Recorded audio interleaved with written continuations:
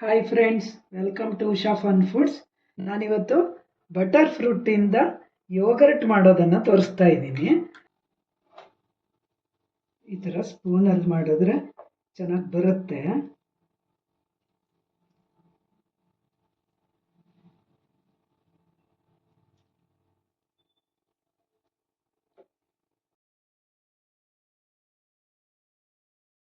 ಅದಕ್ಕೆ ಈ ಥರ ಬಟ್ಟೆನಲ್ಲಿ ನೇತಾಕ್ಕೊಂಡು ಫ್ರಿಜ್ಜಲ್ಲಿ ಇಟ್ಕೊಂಡಿರೋ ಮೊಸರನ್ನು ತಗೊಂಡಿದ್ದೀನಿ. ಬಟರ್ ಫ್ರೂಟನ್ನು ತೆಗೆದು ಪೇಸ್ಟ್ ಮಾಡಿ ಇಟ್ಕೊಂಡಿದ್ದೀನಿ. ಅದನ್ನು ಹಾಕೋತಾ ಇದ್ದೀನಿ. 3 ಚಮಚ ಹಾಕಿದ್ದೀನಿ. ಅರ್ಧ ಬೌಲ್ ಮೊಸರಿದೆ.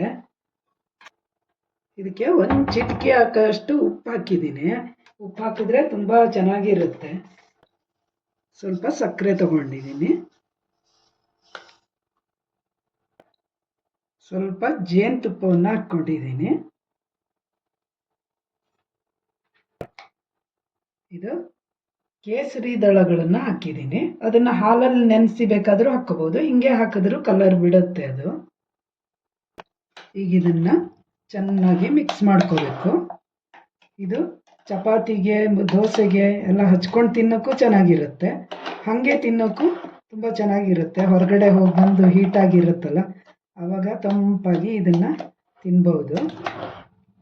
ಯಾರೆಲ್ಲ ನಮ್ಮ ಚಾನಲ್ಗೆ ಸಬ್ಸ್ಕ್ರೈಬ್ ಮಾಡಿಲ್ವೋ ಸಬ್ಸ್ಕ್ರೈಬ್ ಮಾಡಿ, ಲೈಕ್ ಮಾಡಿ, ಶೇರ್ ಮಾಡಿ. ತುಂಬ ಈಸಿ ಮತ್ತು ಹೆಲ್ದಿಯಾಗಿರೋ ಬಟರ್ ಫ್ರೂಟ್ ಯೋಗರ್ಟನ್ನು ನೀವು ಮಾಡ್ಕೊಳ್ಳಿ. ಗ್ರೀಕ್ ಯೋಗರ್ಟ್ ಅಂತಾರೆ ಇದಕ್ಕೆ. ಇದು ಹೊರಗಡೆ ತರಕ್ಕೆ ಹೋದರೆ ತುಂಬ ಕಾಸ್ಟ್ಲಿ ಇದೆ ಫ್ರೆಂಡ್ಸ್. ನೀವು ಮಾಡಿ ನೋಡಿ. 1 ಅವರ್ ಫ್ರಿಜ್ಜಲ್ಲಿ ಇಟ್ಕೊಂಡು ತಿಂದರೆ ತುಂಬ ಚೆನ್ನಾಗಿರುತ್ತೆ.